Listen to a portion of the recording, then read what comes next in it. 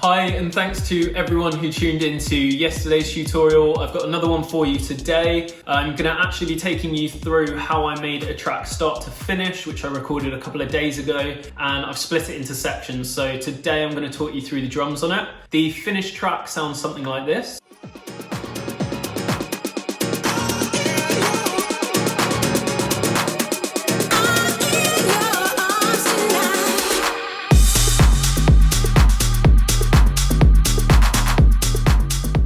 If you missed yesterday's tutorial and you want to watch it back, you can now do that on YouTube and Instagram TV. If you want to know a bit more about how I do my drum production, just keep watching and I'll show you now.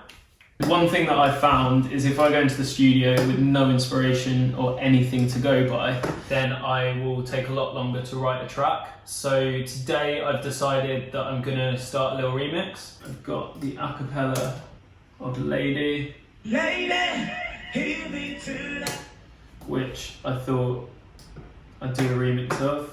Obviously it's only that bit of vocal there because it repeats. Now I think this is at 1, 2, 6, so I'm just going to change it and see what we get. Lady, hear me tonight, 'cause my feeling. I think that's right. I think it's just starting slightly out. Let's just move it along. Lady, hear me tonight, 'cause my feeling is just... If I just line up this. Feeling is just so right. Yeah, so that's where it should be. A little tip for any kind of Logic users in here. I actually don't use it a massive amount, but it is quite handy in some instances. Obviously when you move this now, this will just place itself anywhere. If you double click, I think it's in here. Let me just try and find where the anchor point is. Here you go. So if you go into File and then just drag that anchor to where you want beat 1 to be, what it means is wherever you move this, it will automatically anchor it. You can see the line that it's creating on here. It just makes it a lot easier to keep things in time, so I can now move that there. One other thing as well, if you have all your audio files at this level, you'll find that you end up having to turn them all down to like down here.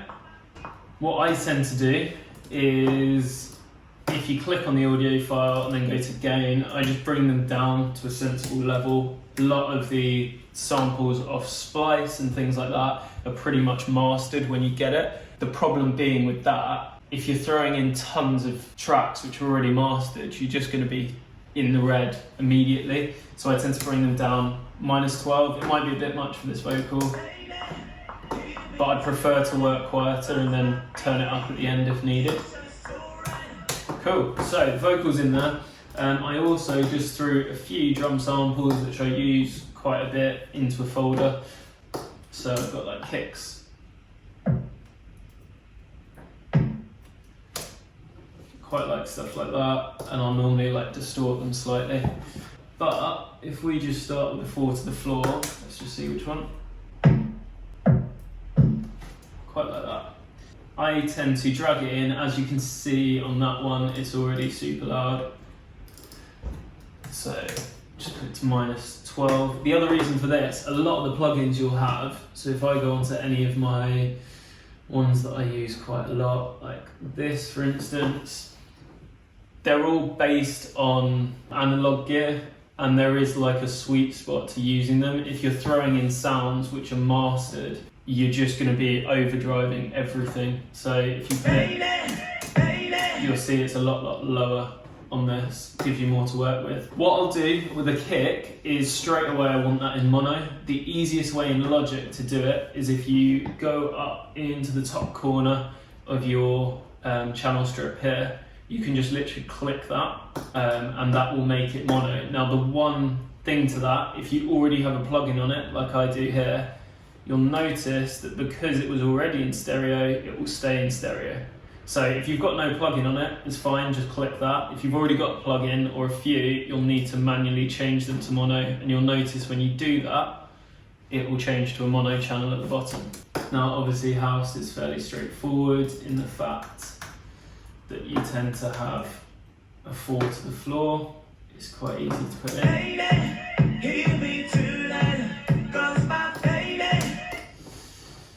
And with that, I will tend to do a little bit of drive. It doesn't work on every sound. And then, if I go back in here, I think I had a shaker loop, which I quite liked. Where is it? There we go.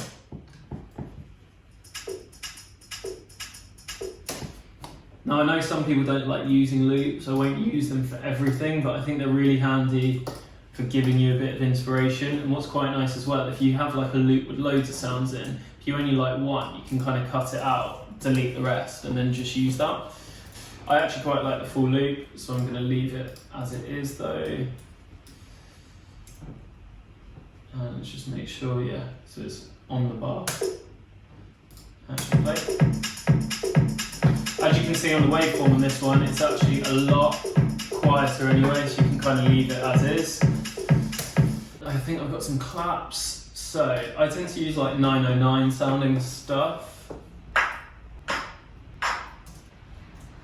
Quite like this one. So I'll put them where they normally go in a beat first. But then what I think is quite nice to do, obviously the thing about working on a computer is great in terms of the fact that it's really, really quick and everything like that. The only thing is you start to lose a little bit of the feeling of the track. I tend to try and make it a little bit more live, and if I go back into that pack I've got, where was it? I've got a clap that's a bit more live. So if I just play it on its own, I'll bring down the volume again.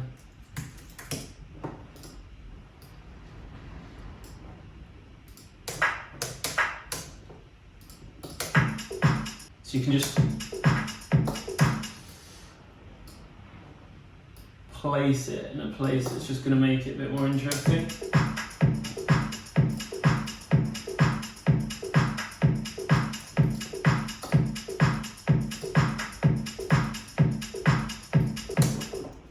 Now that would probably sound cool if it bounced off of something, so maybe like a hit or something like that. I might actually, for this next bit, just work in a slightly different way, just so I can show you a few different techniques. So I've got my Maschine here, which I will use as well. I'm just going to save, because it has a tendency to crash when I first open it. Save there. So I'm just going to add the instrument, which is under Native Instruments and Maschine 2. Now the nice thing about this, it works a little bit like an old school sampler. So you can actually write things in a step sequencer, which I will show you. I'm just going to grab a couple of sounds and load them in. So that's the sounds I've got.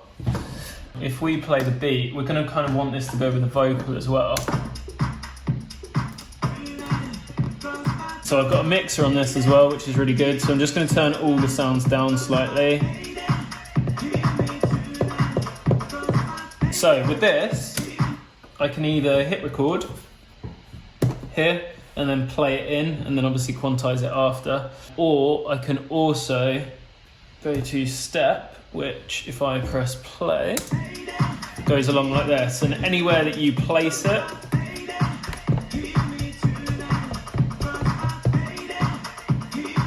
it will play the note. It's quite good because it will come up with, you'll come up with things that you probably wouldn't without it. So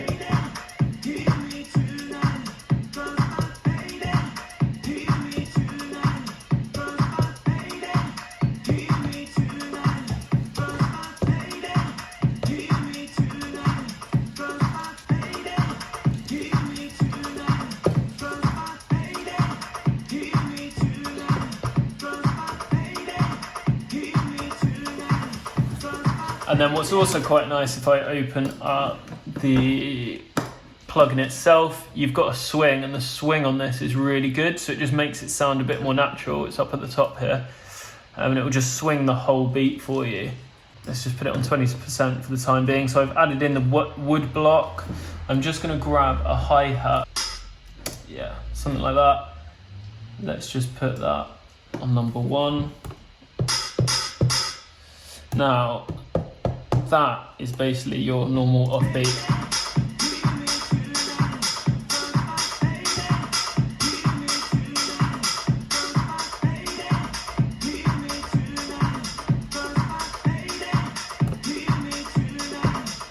And then I'm just going to change that because it's a bit start-stop.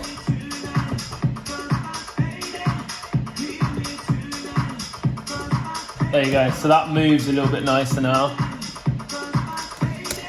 And what we could actually do, just if we want to get it all swinging together, we could actually get the live clap and then the normal clap, that one. Let's just put where it was. I'm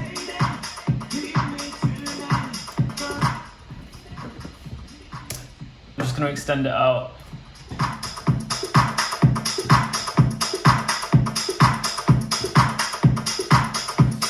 And then I'm also going to change the pattern. If I hold that down, you can see it's 1, and that's 1 bar at the moment, so I'm going to change it to 2.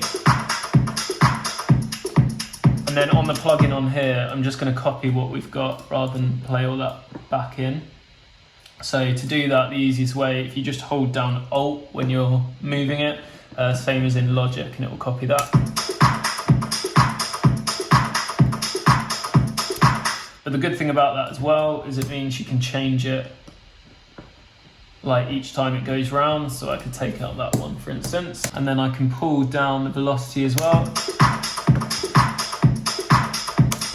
That's one thing that I'd say was really key in terms of making electronic music on a computer. Mess around with the velocities.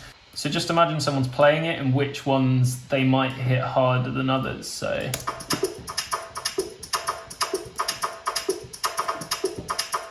and these are the kind of things that I know they seem minute at this point, but if you were to do this the whole way through a track, they really will make a difference if each instrument's kind of doing these things. Even if it's just the tiniest bit, your ears will pick up on it.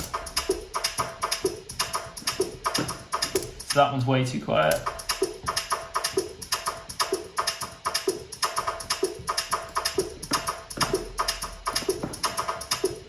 Take it off of solo.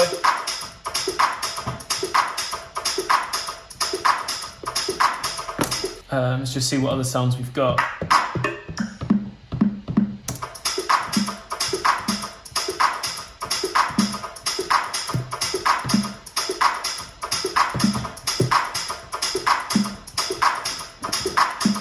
You can hear I didn't play that last one quite in time, so I'm just going to quantize it in here. What I'm going to do, any sound that I've put into there, so I've got claps and things like that, if you solo each one, which you can do, there's a solo button and then click it. If you press this button, it will make it audio and you can basically just drag it out.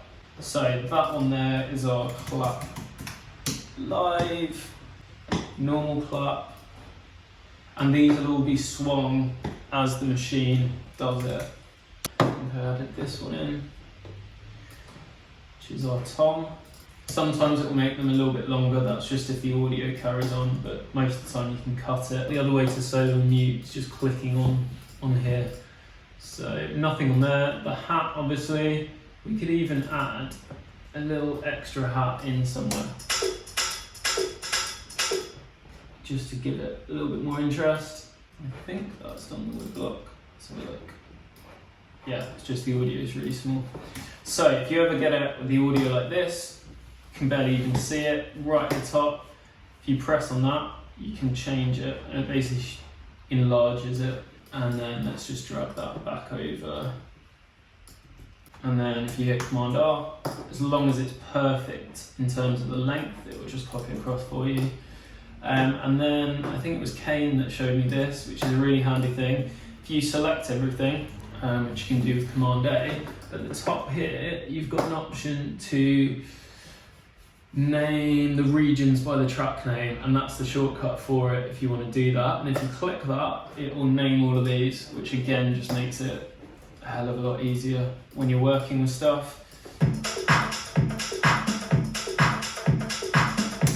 Right, and the reason that's so loud is because the clap live, I've bounced the wrong one.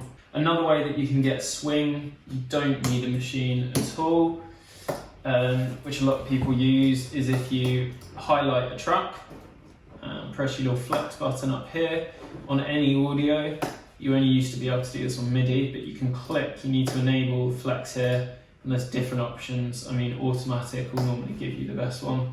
And then it actually allows you to quantize audio, and you've got a few options for swing. So if you do that, you'll notice it nudges it slightly. And then you'll notice we can start, if we wanted to, I mean, I don't always do it at this point, but drag stuff, gives it a bit of separation, and then it makes it easy in the mixer because I can just route that. So that there is bus 10 for the kick. I'll just send that to bus 10. I'll then highlight these and I'll send these to the topper. So they're all now going to be running through the tape and stuff like that. And once I've got myself a beat that is giving me some kind of inspiration, I'll maybe stretch it out a little bit.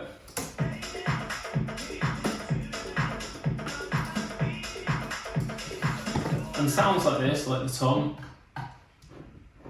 you can see it's pretty much in mono anyway, so it makes more sense to turn it into mono there. And it means instead of panning it like this, you're going to pan it more directly, and you're just going to put it in its place. So you can put it into left speaker, and then maybe the clap live. I can just pan that left, and it will make the whole beat seem that little bit wider. And then the last thing to make it sound a little bit less robotic is each of these sounds, if they were real sounds, they'd be in a room, so they'd have some kind of reverb on it, even if it was really small. This probably has, because it's a loop. But just to make sure it's all sat in the right place, what I'd normally do, if you highlight the tracks, you can do it all at once. I'm going to send it to my reverb one, and then individually you can just add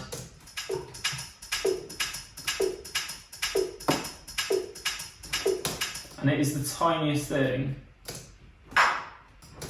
but they do just sound a little bit more like live. And again, if you do this to every single sound, you'll find that it will start to make the whole mix come alive a little bit more. So the live clap can probably have a bit more.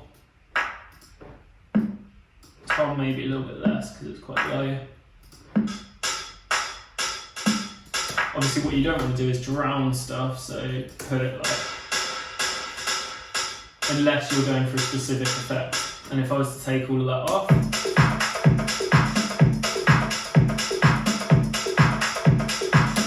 I mean, it's subtle, but there is a difference there.